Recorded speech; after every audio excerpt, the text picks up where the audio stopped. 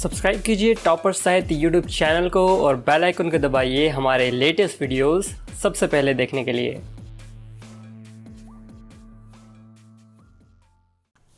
नमस्कार दोस्तों, मैं प्रदीप भारद्वाज टॉपर साहित्य चैनल पर आप सभी का स्वागत करता हूं।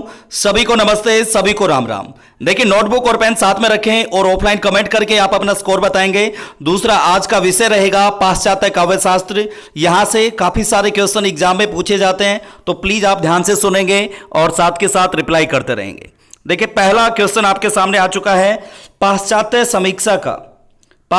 समीक्षा का प्रथम समीक्षक था। ऑप्शन नंबर क प्लेटो, अगला है लोजाइंस, नेक्स्ट वन इज अरस्तु और लास्ट वन इज होरेस। तो राइट आंसर क्या होगा? पाश्चात्य समीक्षा का प्रथम समीक्षक था। कौन था? तो यहां पर अपने आंसर को आप टैली कर लें एक बार। देखिए, आपका आंसर यहां पर जिसका भी ऑप्शन नंबर क है वो क्या है? सही।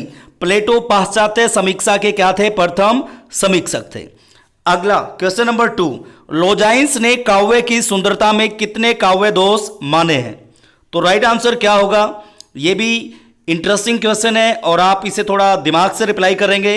इसका राइट आंसर टैली कर लेते हैं, जिसका भी ऑप्शन नंबर घ वो क्या है? सही। अब हम बात करते हैं अगले क्वेश्चन की। पीवी शैली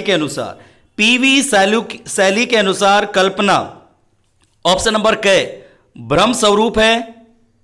ऑप्शन नंबर ख आत्मा की शक्ति है। ऑप्शन नंबर सी नैतिक शक्ति है। ऑप्शन नंबर डी काव्य के लिए अनावश्यक है। तो इसका राइट आंसर क्या होगा? दिमाग से रिप्लाई करें। पीवी शैली के अनुसार कल्पना, पीवी शैली ने क्या कहा? कल्पना के बारे में अपने विचार रखे। तो उन्होंने ये जो चार ऑप्शन है इनमें से क्या राइट आंसर होगा आपका? तो आंसर को टैली कर लें। देखिए, जिसका भी ऑप्शन नंबर ग वो क्या है? सही, नैतिक शक्ति। अगला क्वेश्चन, क्वेश्चन नंबर 4, लोजाइंस ने उदात्त के कितने स्रोत पहले तो ये कमेंट करें, इससे आप क्या पढ़ेंगे? लोजाइंस ने उदात्त के कितने स्रोत माने हैं? बताइए, 8, 10, 5 या 3? Question number 4। तो देखते हैं इसका राइट आंसर किसका मिलता है। थोड़े से कंफ्यूज हो चुके हो, लेकिन राइट आंसर टैली कर लें एक बार। साथ के साथ लिखते रहें ताकि कम टाइम में ज्यादा आपको बताया जाए। जिसका भी ऑप्शन नंबर ग वो क्या है? सही, 5 माने। अगला क्वेश्चन और इंपॉर्टेंट क्वेश्चन, प्लेटो और अरस्तु के बाद तीसरा महत्वपूर्ण नाम पाश्चात्य काव्य शास्त्र में माना जाता है। देखिए, प्लेटो और अरस्तु का नाम तो आता ही है किसमें? पाश्चात्य काव्य शास्त्र में। लेकिन इन दोनों के बाद किसका नाम आता है? कमेंट करिए। क्रोचे, लोजाइंस या कोलरेज या इलियट? तो फटाफट कमेंट कर दें एक बार, देखते हैं किसका आंसर सही मिलता है। अपने आंसर को आप टैली कर लें। जिसका भी ऑप्शन नंबर ख वो क्या है? सही, लोजाइंस। प्लेटो और अरस्तु के बाद किसका नाम आता है? लोजाइंस का आता है। अब चलते हैं अगले क्वेश्चन की ओर। अगला क्वेश्चन देखिए, यहां पर पेरी इप्सुस के रचनाकार हैं। कौन है? अरस्तु, प्लेटो, इलियट या लोजाइंस? पेरी इप्सुस के रचनाकार कौन है? बताइए फटाफट। अरस्तु, प्लेटो, इलियट या Longinus? What will be the right answer? देखते हैं यहां पर राइट आंसर क्या होगा। फटाफट कमेंट कर दें और अपने राइट आंसर को एक बार टैली कर लेंगे। जिसका भी ऑप्शन नंबर घ वो क्या है? सही। इसका आंसर क्या होगा? लोजाइंस। नेक्स्ट क्वेश्चन, मिथक का सामान्य अर्थ क्या है? मिथक से हम सामान्य अर्थ क्या लेंगे?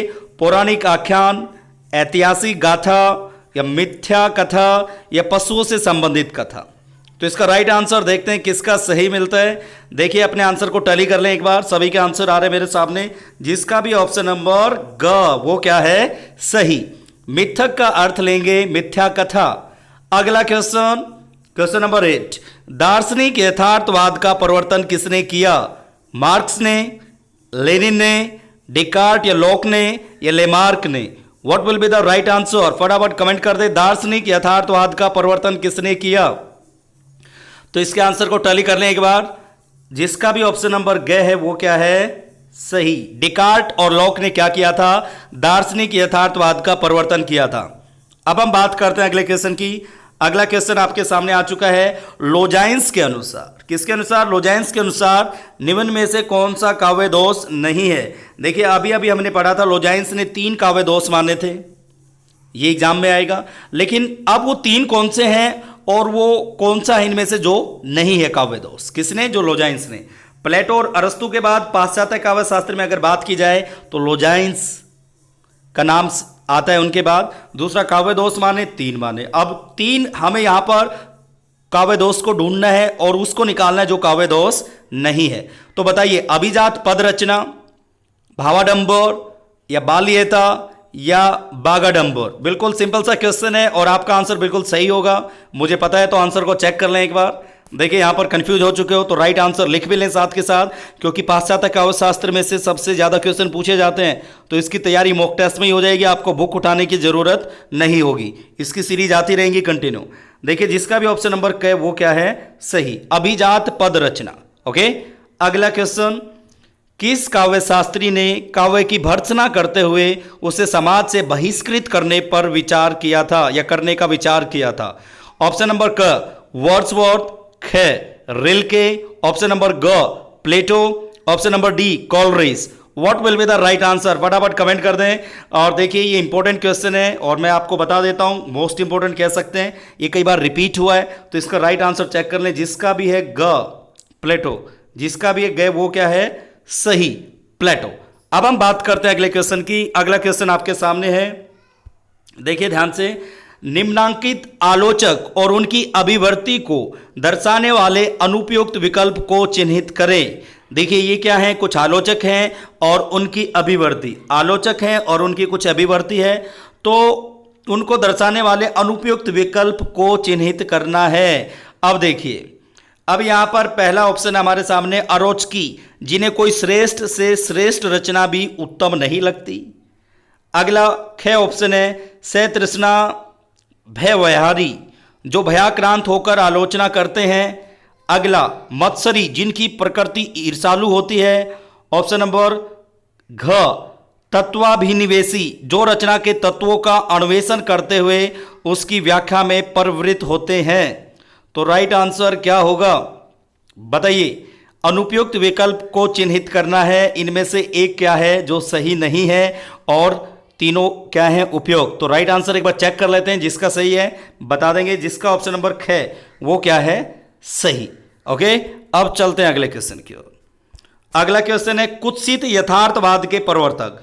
कुत्सित यथार्थवाद के प्रवर्तक कौन है बताइए? फ्रायड, एडलर, फ्लावर्ट या डेकार्ट? देखिए जिसका आंसर होगा सही, यहां पर टैली कर लें पहले। तो देखिए यहां पर जिसका भी ऑप्शन नंबर ग वो क्या है?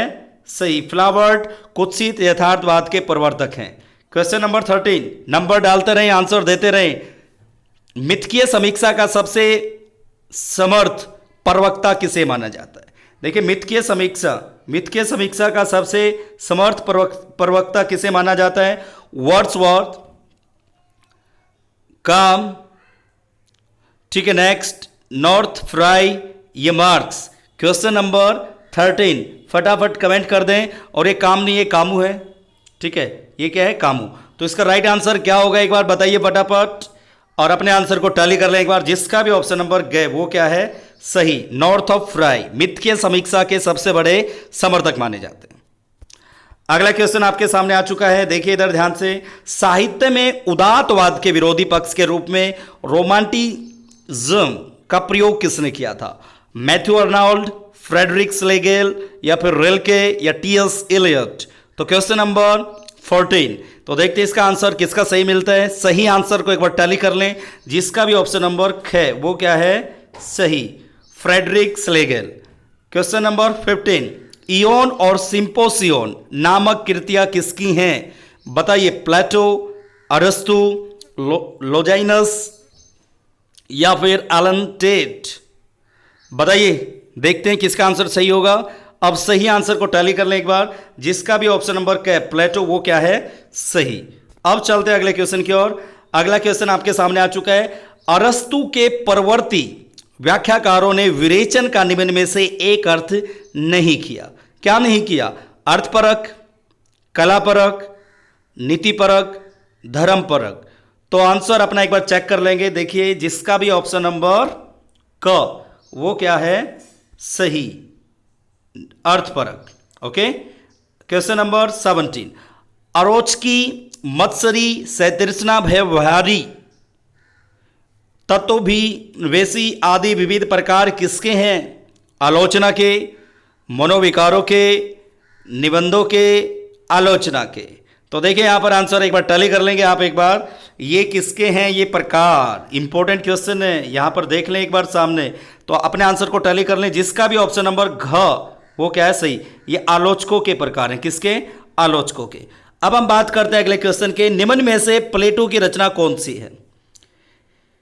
पेरीइप्सुस या पेरीपोइटिकेस या इयोन या फिर तनाव। क्वेश्चन नंबर 18, और यहां पर प्लेटो की रचनाएं बार बार एग्जाम में पूछी जाती है, मैं आपको बता दूं ये इंपॉर्टेंट क्वेश्चन है, लेकिन इनमें से कौन सी रचना है? तो अपने आंसर को टैली कर लें। जिसका भी है ग वो क्या है सही, इयोन। अब हम बात करते हैं अगले क्वेश्चन की। अगला क्वेश्चन आपके सामने आ चुका है, अधिकांश मिथकों का वर्ण विषय होता है, क्या होता है? ऑप्शन नंबर क, जीवन के विकास क्रम की व्याख्या प्रस्तुत करना। ऑप्शन बी, प्राकृतिक व्यवस्था तथा ब्रह्मांड की आदिम व्याख्या प्रस्तुत करना। ऑप्शन नंबर ग, वैज्ञानिक उपलब्धियों की सारहीनता प्रतिपादित करना। ऑप्शन नंबर ग, प्राचीन सामाजिक व्यवस्था की ओर पाठक को प्रेरित करना। तो आंसर क्या होगा इसका फटाफट कमेंट कर दें मुझे। अधिकांश मिथकों का वर्ण विषय होता है, कौन सा होता है? आप अपने आंसर को टैली कर लें। जिसका भी ऑप्शन नंबर क वो क्या है सही, जीवन के विकास क्रम की व्याख्या प्रस्तुत करना। अगला क्वेश्चन, क्वेश्चन नंबर 20, फ्राइडियन यथार्थवाद के प्रवर्तक कौन माने जाते हैं? Marks, Yong, Adler, fried. Question number 20, देखिए फिर से देखिए, फ्राइडियन यथार्थवाद के प्रवर्तक कौन है भाई साहब बताइए। अपने आंसर को एक बार टैली कर लें आप। जिसका भी ऑप्शन नंबर घ वो क्या है सही, फ्राइड को फ्राइडियन यथार्थवाद का प्रवर्तक माना जाता है। अब चलते हैं अगले क्वेश्चन की ओर। अगला क्वेश्चन आपके सामने आ चुका है, सहजानुभूति या अभिव्यंजना को मानव मन की आंतरिक प्रक्रिया कौन मानता है?